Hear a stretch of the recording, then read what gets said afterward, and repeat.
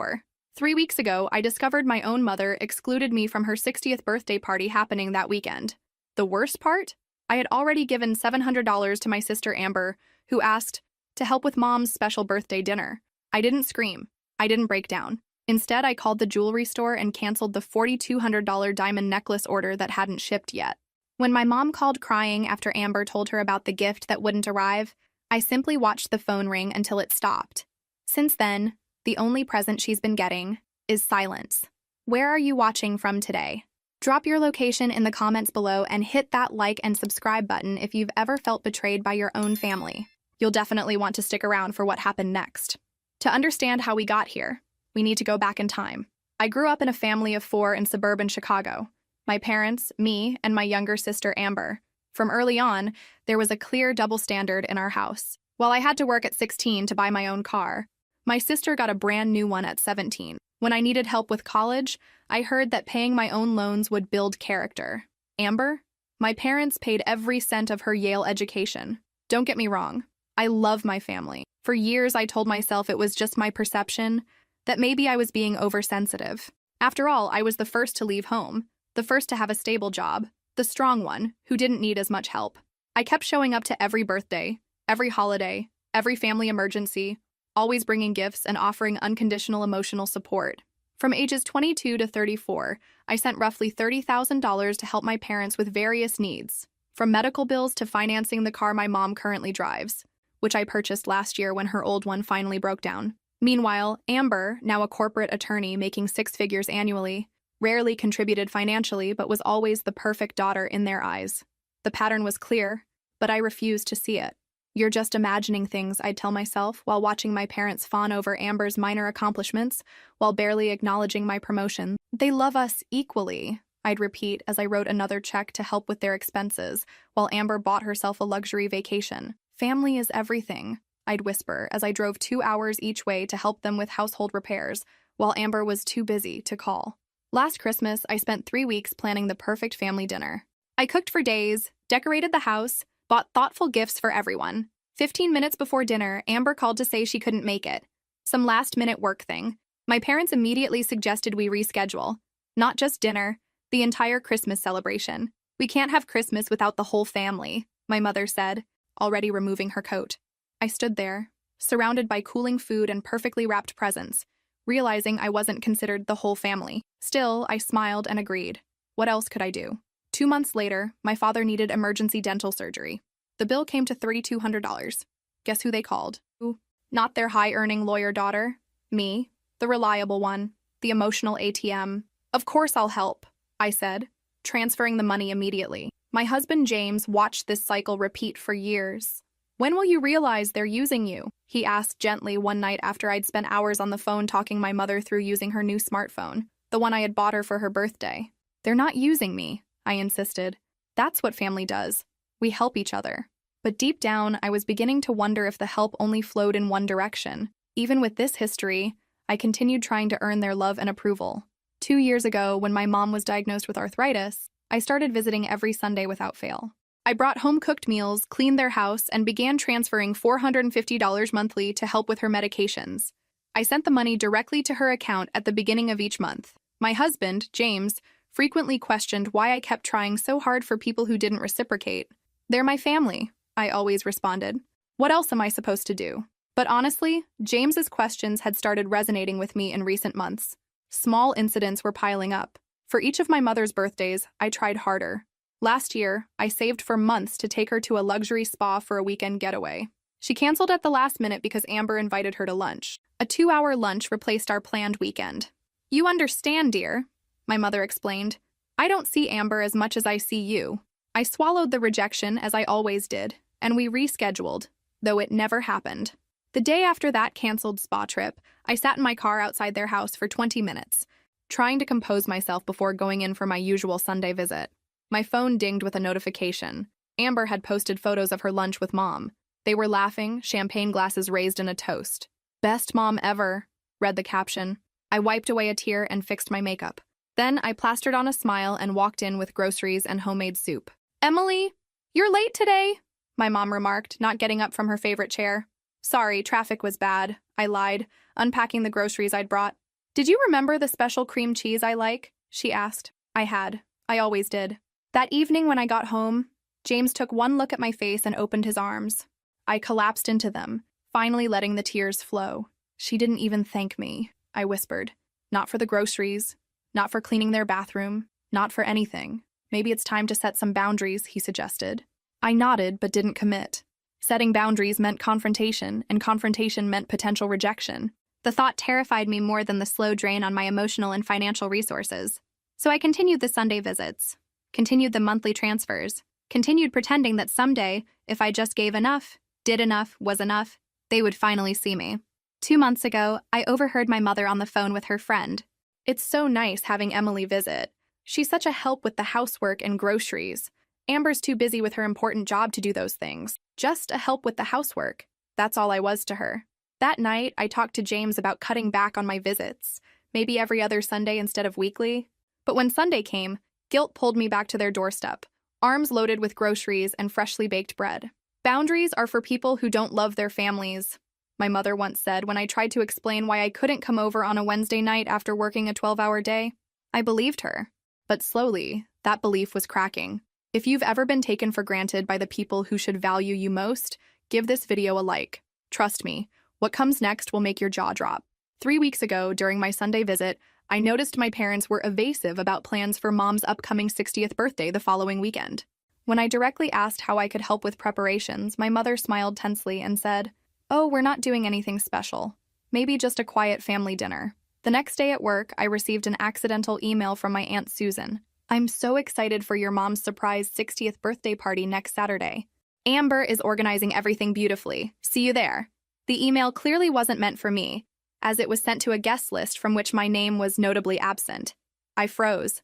My own sister was organizing a surprise party for our mother and deliberately left me out, even after asking me for money for a special birthday dinner, and knowing I'd mentioned several times in recent months wanting to do something special for her 60th. I took a deep breath and called my mother with an excuse about needing to drop off some documents at her house next Saturday.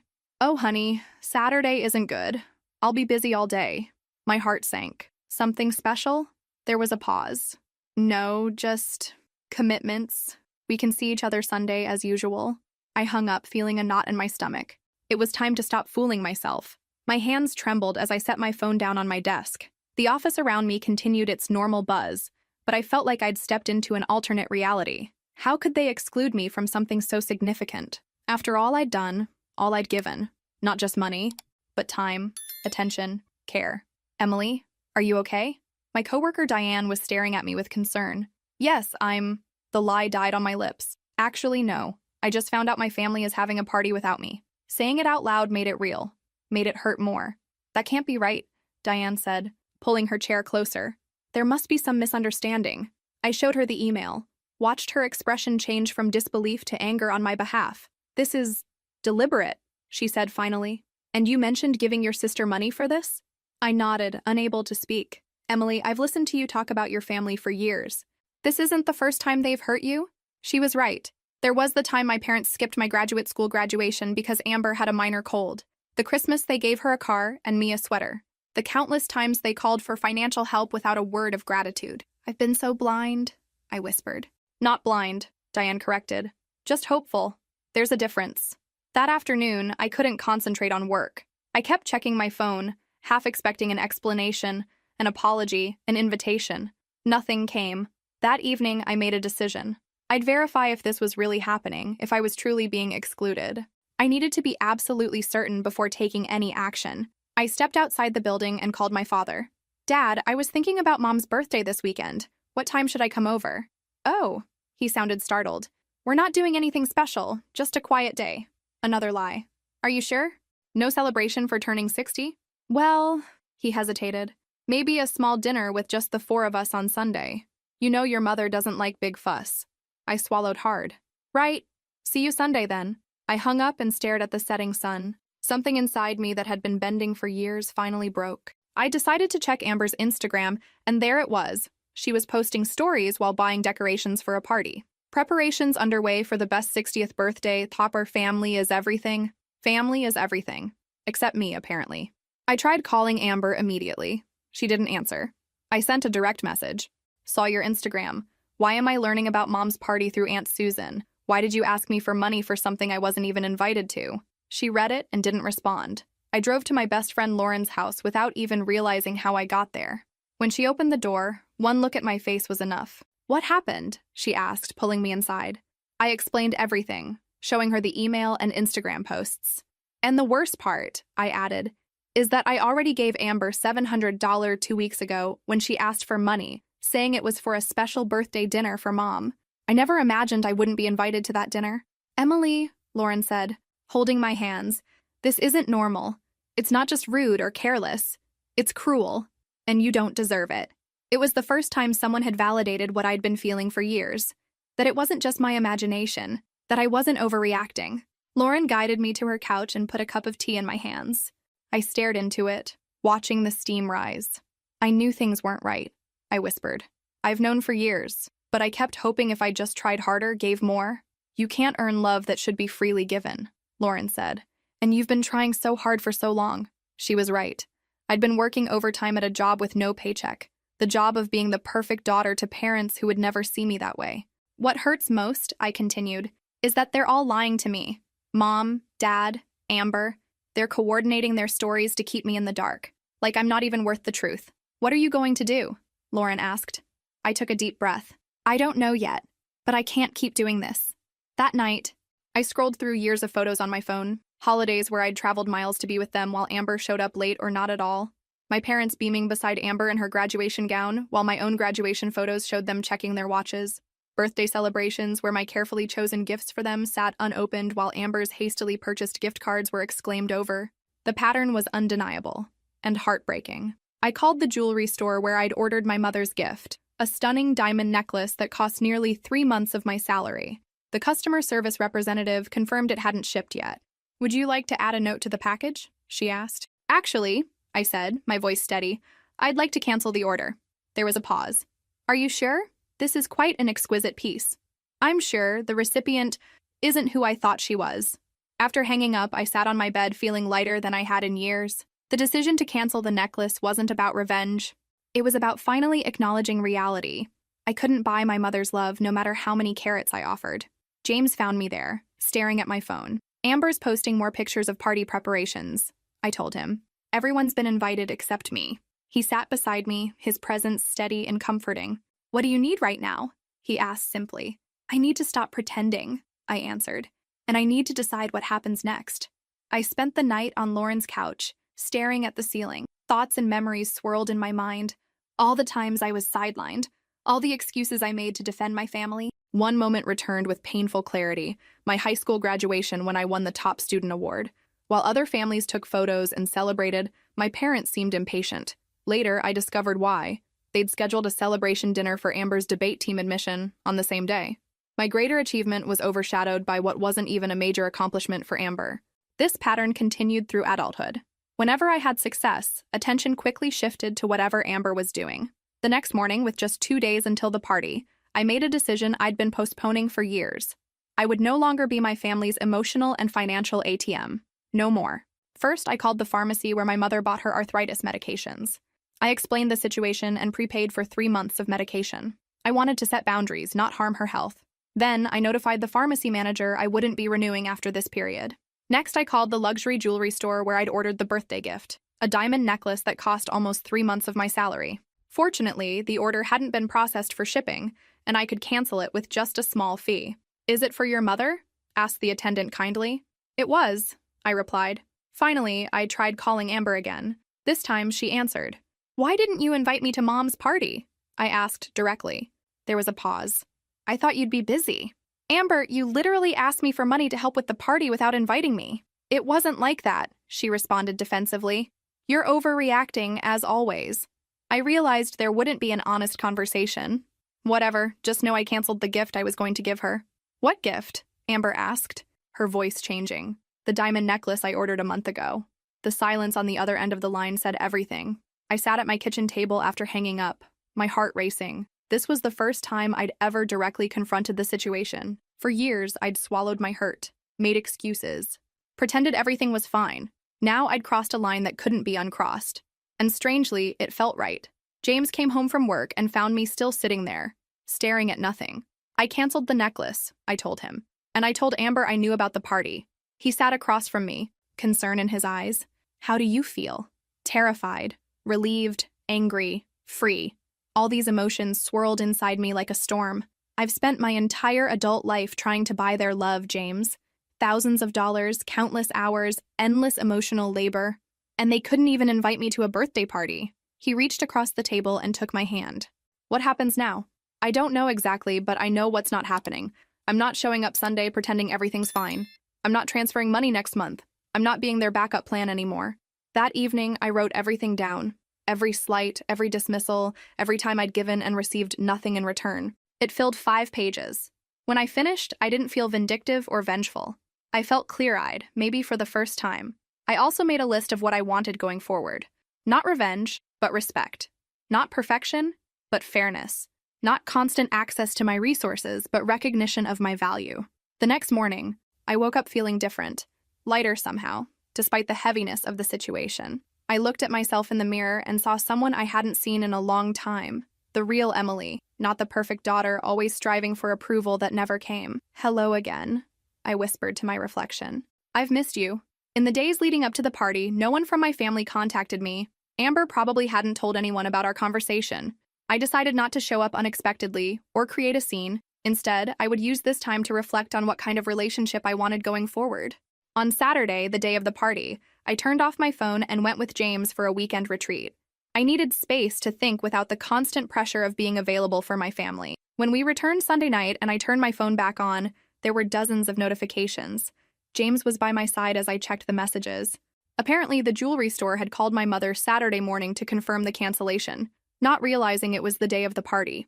Amber, who had mentioned to everyone that I would be giving a special gift, was caught off guard. The first messages were confused. Was there some problem with the gift you mentioned? Then, more direct. The jewelry store said you canceled the order. Did something happen? And finally, a manipulation attempt. We missed you so much at the party. Why didn't you come? Everyone was asking about you. This last one almost made me laugh. If they were really missing me, why hadn't anyone invited me? How could they ask about me when they didn't even know I was supposed to be there? The last message was from an hour ago. Emily, I'm worried. Please call when you can. I decided I would respond tomorrow. Tonight was for me. I couldn't help but feel a certain satisfaction. Not at hurting my mother. That wasn't my intent. But at finally disrupting the pattern that had defined our relationship for decades. For once, I wasn't playing my assigned role of giver, fixer, enabler. They're in shock, James observed, scrolling through the messages. They can't believe you're not following the script. He was right. The script had always been clear. Emily gives, everyone takes. Emily sacrifices, everyone benefits. Emily gets hurt, everyone carries on. What exactly did the jewelry store say to your mom? James asked. I don't know, I admitted. But I'm guessing they mentioned the diamond necklace. We both knew what that meant. My mother now knew exactly what she'd lost through their deliberate exclusion of me. That night, I slept better than I had in months. No anxiety dreams about disappointing my family. No waking up wondering if I'd done enough, given enough, been enough. Just peaceful, restorative sleep. The next morning, I looked at myself in the mirror and saw subtle changes. My shoulders weren't hunched with tension. The worry lines between my eyebrows had softened. I looked unburdened. I dressed with care in a bright blue dress I rarely wore because my mother once commented it was too bold for me. I applied makeup, did my hair, put on jewelry I'd bought myself, small acts of self-care that felt revolutionary. You look different, James said when I emerged. I feel different, I replied. Like I've set down something heavy I've been carrying my whole life. At work, colleagues noticed too. New haircut? Asked Diane. New perspective, I answered with a smile. Throughout the day, my phone buzzed with more messages from my family. I read them but didn't respond. Each message revealed their confusion, their disbelief that I wasn't rushing to explain, apologize, make things right. For the first time, I wasn't managing their emotions. I was honoring my own. After work, I went shopping. Not for gifts for others, but clothes for myself. I bought things I loved without wondering if they would meet with approval. I spent money on myself without calculating how many medications or groceries it could buy for my parents. Small acts of rebellion, small steps toward a new reality. On Monday, I opened my banking app and did something I should have done long ago. Created an investment fund with the money I would normally spend on my family. Self-worth fund, I named it. And James smiled when he saw. I'm proud of you, he said. You've been talking about setting boundaries for at least a year. Maybe this was the push you needed. It was true. This wasn't an impulsive decision based on a single incident. It was the culmination of years of imbalance. The latest in a long list of moments when I was treated as secondary. In the afternoon, the doorbell rang. My mother was at the door. Something rare. She never came to my house without notice. "Emily, can we talk?" Her voice was soft, eyes red from crying. I let her in, offered water, and we sat in the living room. "Yet, why did you cancel my gift? And why didn't you come to my party?" I kept my voice calm. "I didn't come to your party because I wasn't invited." She seemed genuinely shocked. "Of course you were. Amber said she had talked to you." "No, Mom. Amber never invited me." I found out about the party through an accidental email from Aunt Susan. When I confronted Amber, she said she thought I would be busy. She hesitated, processing. There must have been a misunderstanding. "And what about the necklace?" I asked, changing the subject. "What?" "The diamond necklace that Amber told the jewelry store you two would give together? In the photos, you're wearing a new necklace." My mother instinctively touched her neck, where she wore a simple necklace, nothing like what I had ordered. "Amber bought this for me. She said you two had planned something together, but there was a problem." And there it was. Final confirmation. Amber had not only excluded me from the party but also lied about a joint gift. "Mom, I didn't plan anything with Amber. I chose a diamond necklace for you, alone. But when I discovered I wasn't welcome at your celebration, I decided my money and affection would be better invested elsewhere." My mother's face went through a series of emotions I'd seen countless times before. She opened her mouth, closed it, then tried again. "Surely there's been a misunderstanding," she said weakly. "The only misunderstanding," I replied quietly, "is that I thought I was valued as a daughter, not for what I could give, but for who I am." She recoiled slightly, as if I'd physically struck her. In all our years of dysfunction, I'd never been this direct. "That's unfair," she whispered. "We've always loved you." "Have you?" I asked, my voice steady. "Then why am I the only one who gives? Why am I excluded from family events? Why is Amber's word always taken as truth while mine is questioned? Why did you believe her lies without ever checking with me?" My mother looked genuinely confused, as if these questions had never occurred to her. "We don't. It's not," she stammered. "It's okay," I said, feeling a strange calm. "You don't have to answer now, but I need you to know something important. Things are changing. I've prepaid your medications for 3 months, but after that, I won't be continuing the payments. I won't be visiting every Sunday. I won't be your emergency fund anymore." "Is this punishment for the party misunderstanding?" she asked, her voice rising slightly. I shook my head. "This isn't punishment, Mom. It's protection. For me. For years, I've given everything I have trying to earn a place in this family. I'm done trying. Either I'm valued for who I am, not what I give, or I need to step back." She looked stunned, as if seeing me for the first time. Maybe she was. "I still love you," I said softly. "That hasn't changed. But how I express that love is changing. I need to love myself too." My mother left shortly after, confusion and hurt evident in every line of her body. As I closed the door behind her, I felt no triumph, no vindication, just a quiet certainty that for once I had spoken my truth. During the week that followed, my phone didn't stop. My father outraged, demanding I apologize to my mother. Amber sending confusing messages, first denying she had lied, then accusing me of always wanting to be the center of attention. Aunts, uncles, cousins, all with opinions about how I was being dramatic and ungrateful. I only responded to one message, the one from my Aunt Susan. "I'm proud of you for valuing yourself," she wrote. "It's about time." On Friday, my mother showed up again, this time with my father. "We've come for our house keys," he announced. I was confused for a moment, then understood. Years ago, they gave me a key for emergencies. I was the only family member who had one. "Of course," I replied, taking my keyring. I removed not just their house key, but also the spare key to the car I had bought for my mother last year. "I won't need this anymore either," I said, handing both keys over. "You should give them to Amber. She's family after all." The expression on their faces was priceless. "That car was a gift," my mother said quietly. "You can't just take it back." "I'm not taking it back. I'm returning the spare key I kept for emergencies. The car is still yours.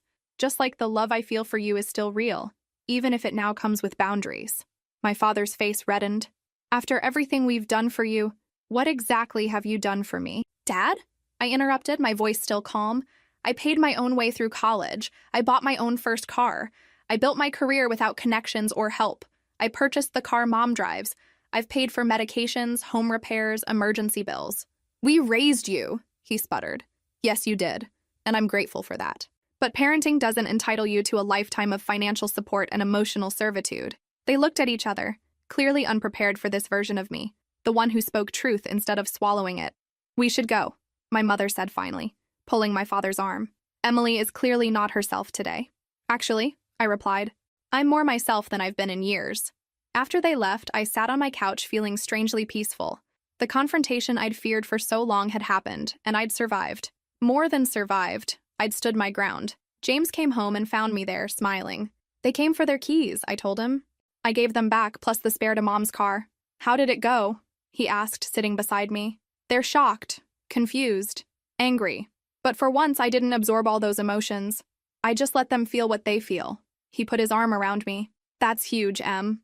"It is," I agreed. For the first time, I didn't make myself smaller to make them comfortable. I didn't apologize for having needs and boundaries. "What do you think happens next?" he asked. I leaned against his shoulder. "I don't know. Maybe they'll reflect and realize how one-sided things have been. Maybe they'll double down and paint me as the villain. Either way, I'm done playing a role that destroys me, just to maintain their comfort." That night, we ordered takeout and watched a movie. Small pleasures I'd often denied myself because the money could help my parents. As the credits rolled, I realized something profound. I wasn't just setting boundaries with my family.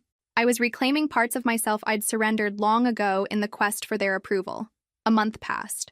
The monthly payments I made stopped, though the medications were guaranteed for 2 more months. The Sunday visits ended. The silence was deafening, but also strangely liberating. Then, on an ordinary Tuesday, I received an email from my father. Attached was a document listing the major expenses he could remember having for me, from limited financial support in college to childhood birthday parties. The approximate total, $40,000. The subject of the email, family contributions.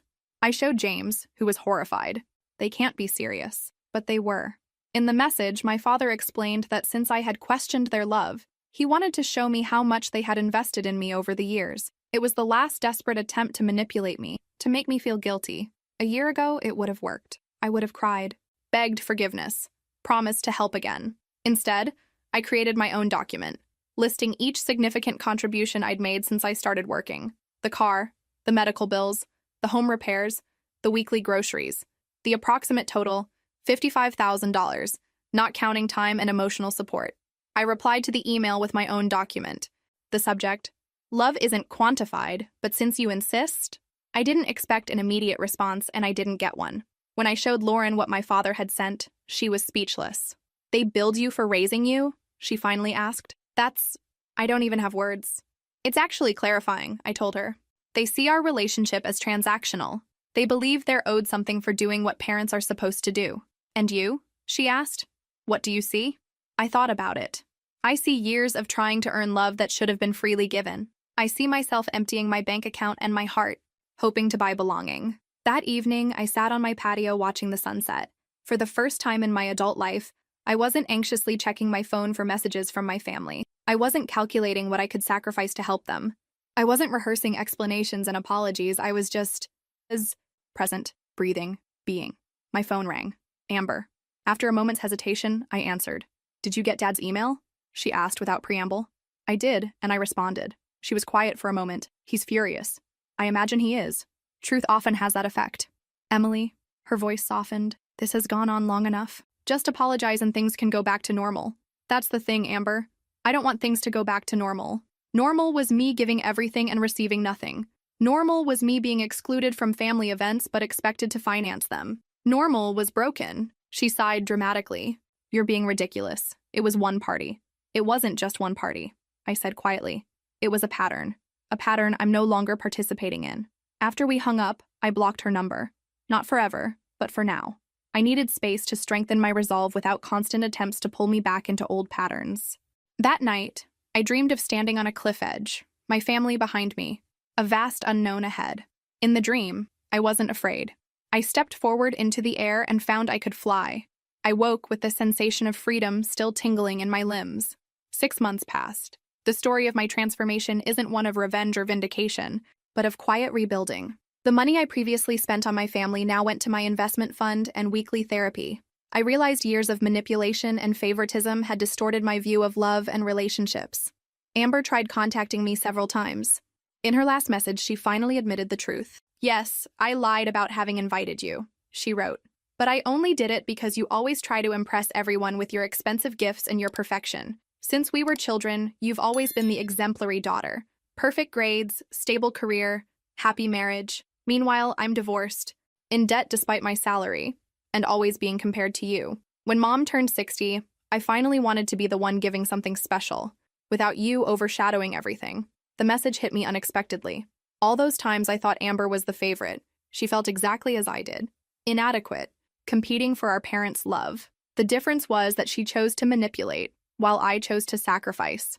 I replied only, I hope someday we can talk without competition. There's enough room for both of us to be loved. As for my parents, the silence lasted 4 months. Then I received a card in the mail. Inside, a simple request. Can we talk? I met them at a neutral cafe. The conversation was difficult, with many tears and some defenses still raised. But it was a start. We haven't returned to what we were before.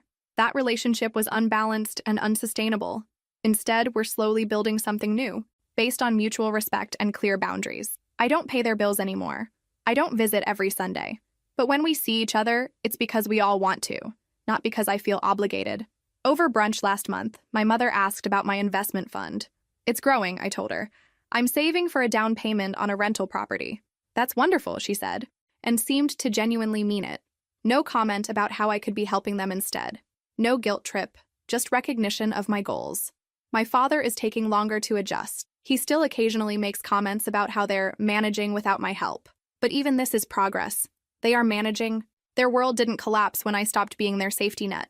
Last week, Amber and I met for coffee, our first one-on-one conversation in over 6 months. It was awkward, tense at times, but also revealing.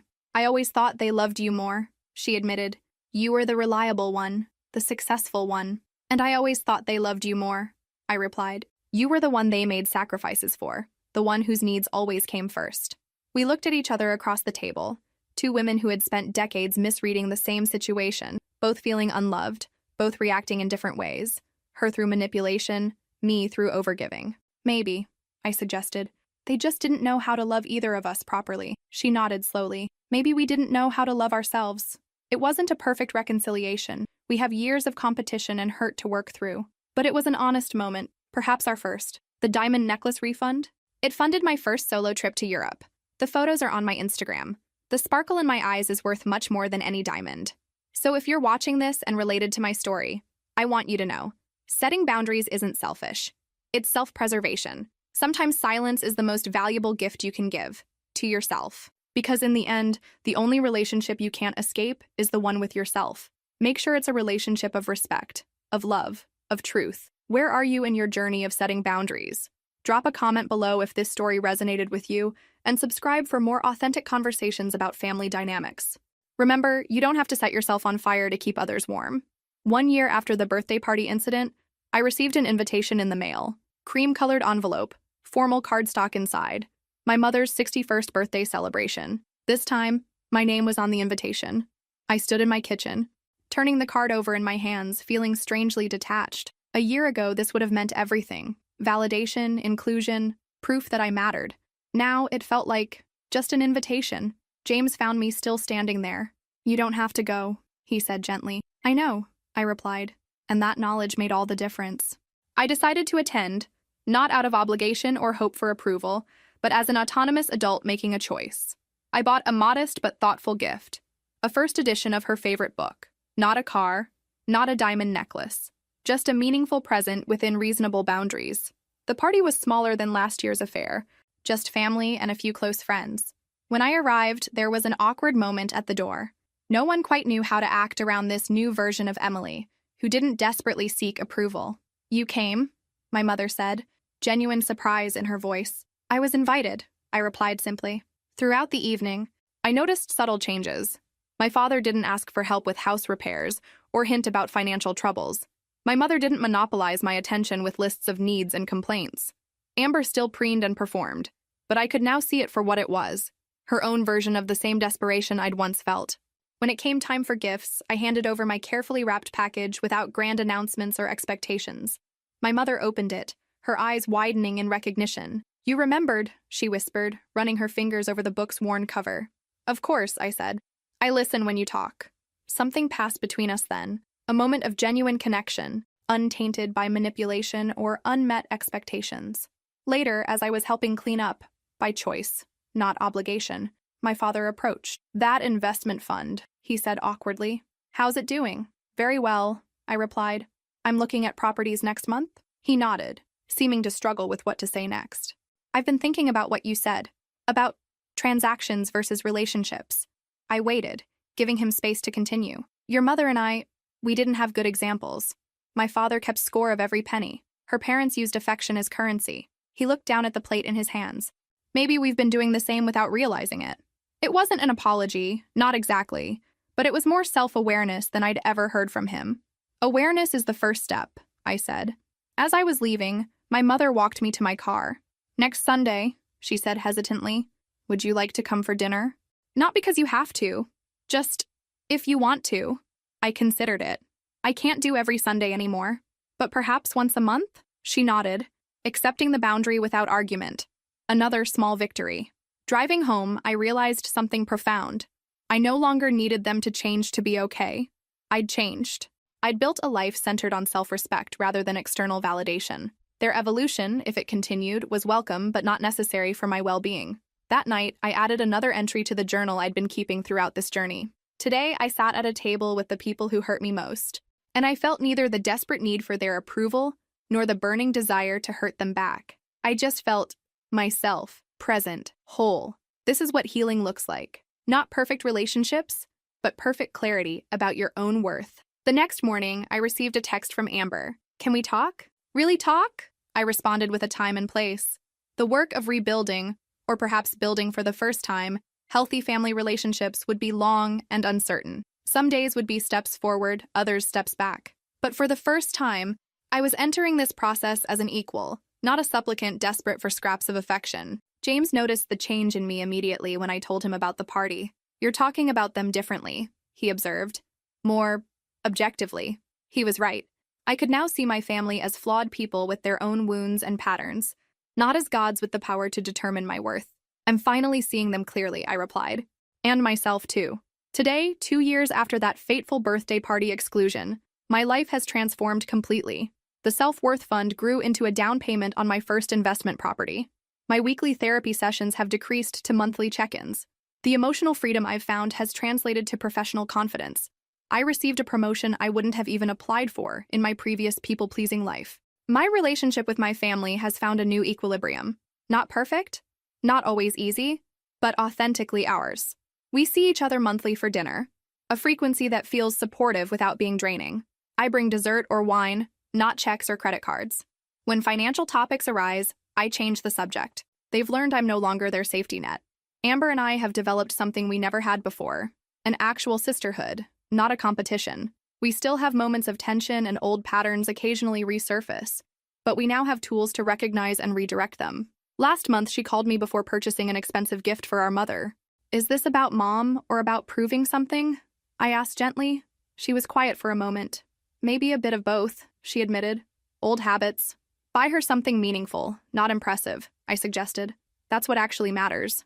The most profound change, however, is internal. I no longer measure my worth by what I give or how much I'm needed. I've learned to recognize manipulation tactics quickly, not just from family, but in all relationships. I can say no without guilt and yes without resentment. Last week, my mother called with news. She'd started therapy. "I want to understand why I treated my daughter so differently," she said. "I don't want to lose either of you."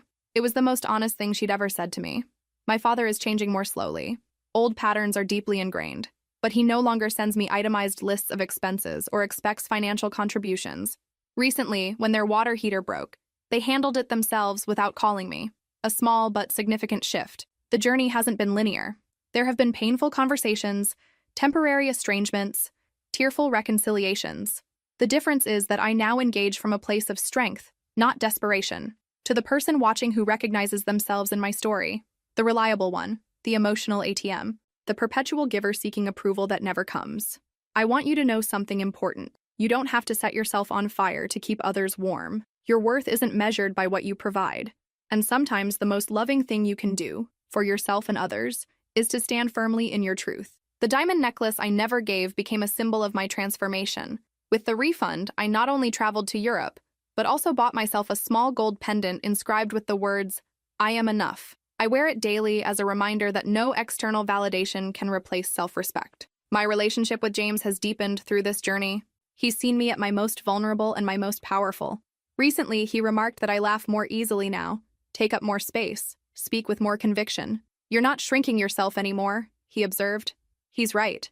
I spent decades making myself smaller, quieter, less needy, contorting myself to fit the role of perfect daughter.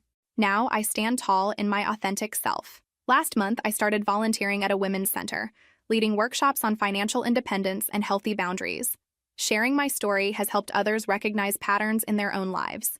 The circle of healing expands beyond just me. Amber attended one of these workshops, a surprise that moved me deeply. Afterward, she hugged me and whispered, "I'm sorry it took me so long to see what was happening to both of us. The path forward isn't perfect. Old patterns sometimes resurface. Holidays can still be challenging. But now I navigate these waters with clarity and strength, no longer desperate for validation I couldn't earn." If this story resonated with you, please like and subscribe. Drop a comment sharing your own boundary-setting journey. Remember, sometimes the greatest gift you can give yourself is the courage to say, "This is who I am. This is what I need. This is what I will accept." And that diamond necklace? I've never regretted canceling it. The sparkle of self-respect shines far brighter than any gem. I'm Christine, 34.